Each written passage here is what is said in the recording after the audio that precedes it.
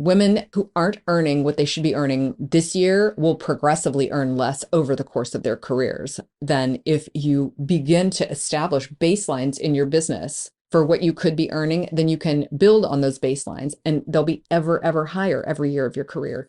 So charging what you can demand for the value you're bringing is an important gift that you can give to your future self.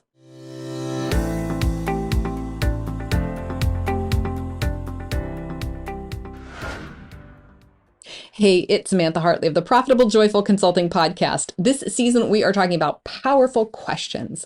Questions that can help us to open our mind to new ideas, that can prompt us to insights and areas of ourselves and our minds and our lives and businesses that we never even thought of. Like, powerful questions can do that. They really reveal information to us that we've just never had access to, even though it was right there. A good question can bring that forward for us. So that's what I've been excited about for a really long time. Today, I want to talk about future self. Future self. How is it that this version of ourselves that exists in the future can affect our behavior today?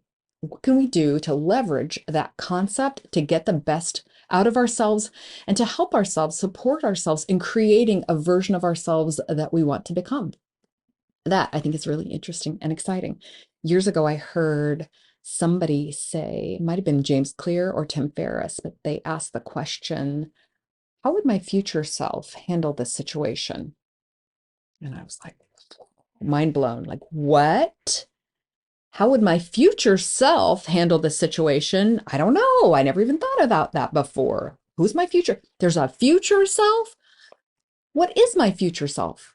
And then I was like, well, she's better and faster and stronger and younger. I was like, hang on, she's future. She can't be younger. So, and more wise and calm. Like, I just started thinking about the things I want myself to be. And if I were doing all the things I wanted to do, then I would become that thing. Okay, so she's like Zen and she's never frustrated and she's like, things work out, you know.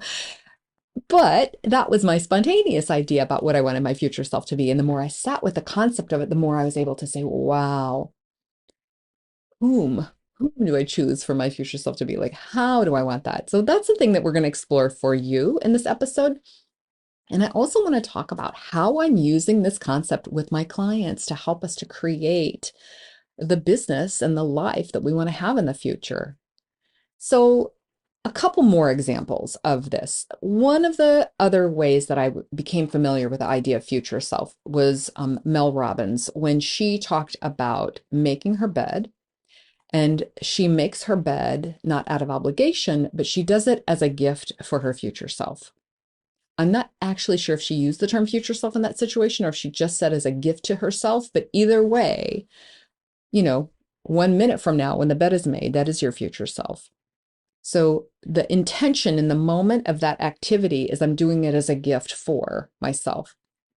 And I know I've talked about that on the podcast before, and I'm sure there are some listeners who have heard me talk about it so many times and are like, all right, we get it. You make your bed.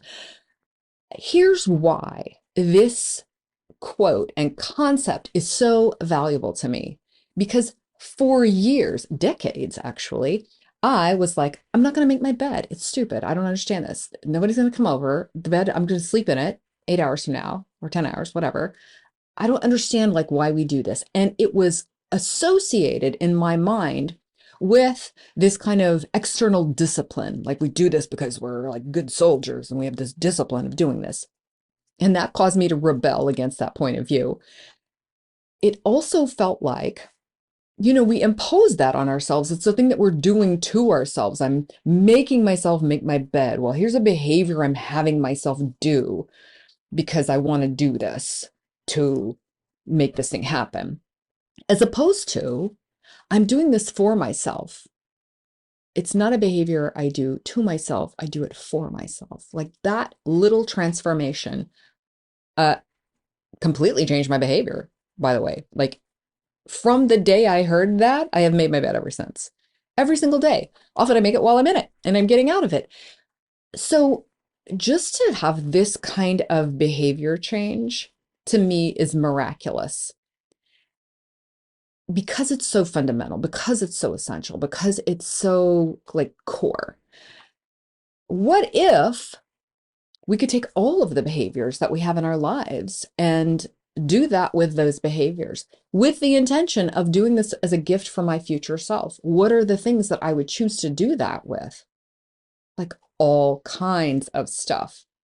And we either, we have kind of a pass fail ability with this where we can either gift our future self something or, we get to kind of curse them with something. It's really like sabotaging our future self with this junk that we pass along. So, what do I mean by that?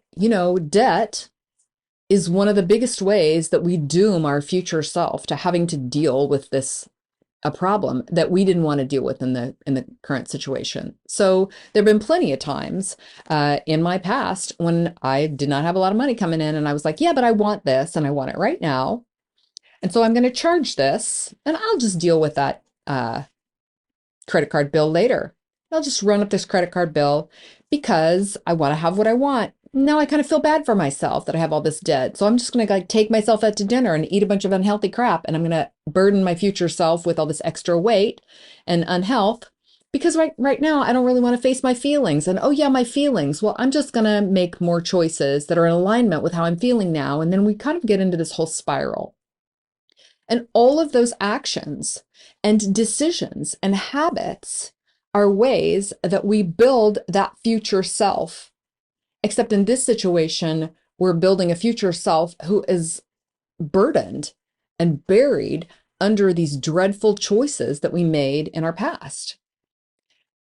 And once we know that, once I know that I'm just basically creating a problem for my future self, it's going to be harder for me to make terrible choices and to avoid things in the present.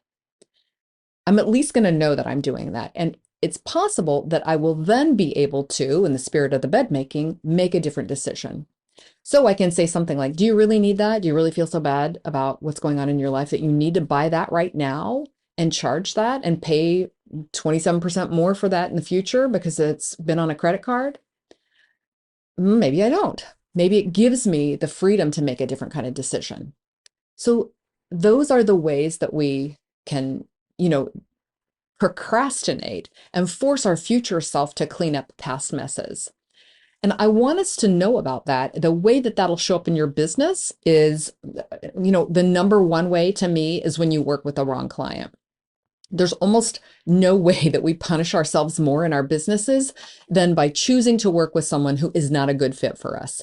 That one, especially, believe me, once you know better, once you know you're not supposed to do it and you're like, well, I don't feel like they're a good fit, but I really need this money right now. Or I think there might be a problem, but I don't know, maybe I'm wrong. Like I could be like misjudging them, even though there were 15 red flags in the first meeting. And also they were late with their payment. I'm going to hope for the future, right? I'm going to let my future self, who probably has better people management skills than I do, I'm going to let her deal with this.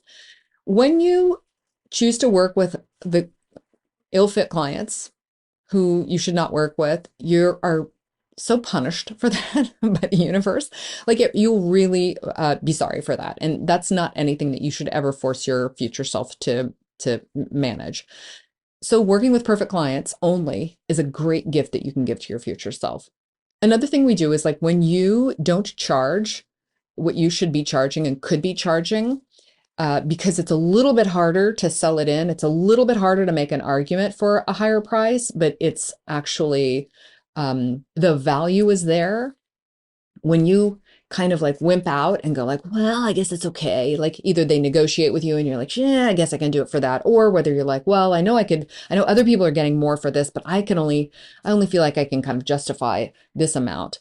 Well, whenever you do that, you doom your future self to earning less. And in women's careers, this really accumulates over time. And by accumulate, I mean in the negative way. Like women who aren't earning what they should be earning this year will progressively earn less over the course of their careers than if you begin to establish baselines in your business for what you could be earning. Then you can build on those baselines and they'll be ever, ever higher every year of your career.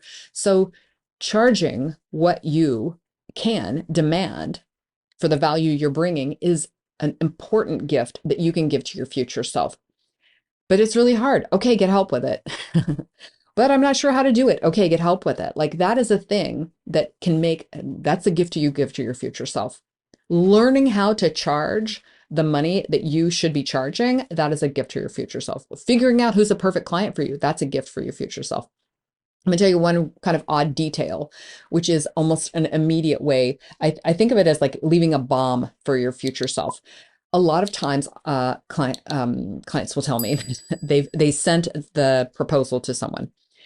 Let's talk about how this happens. Somebody says let's say you have a whole discovery session with them, and they say, okay, we'll send over the proposal.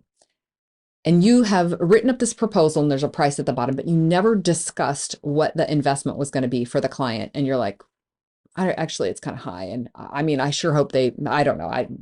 I hope they go for it, but I don't want to be there when that happens. So you email this proposal over for them to read through without you. And then they say no, and you're surprised. I compare that to like cartoons where the character like lights a little bomb and then they run around a corner and they put their hands in their ears and they're like, psh. That is setting a bomb for your future self, because what you can do in the moment with a proposal and the proper way to give that information to a client and to help them to understand why the investment level is what it is, and to talk them through why this is a good idea for them, even though they might have sticker shock, which by the way isn't fatal, and walk them through sticker shock and like really handling that whole meeting like a mature, professional, skilled consultant. Like that whole process is a gift to your future self, because you're likely to get a client when you do it that way. And you are often unlikely to get a client when you simply ship over a proposal to somebody who you've had a conversation with and hope that they say yes to the number they see on there.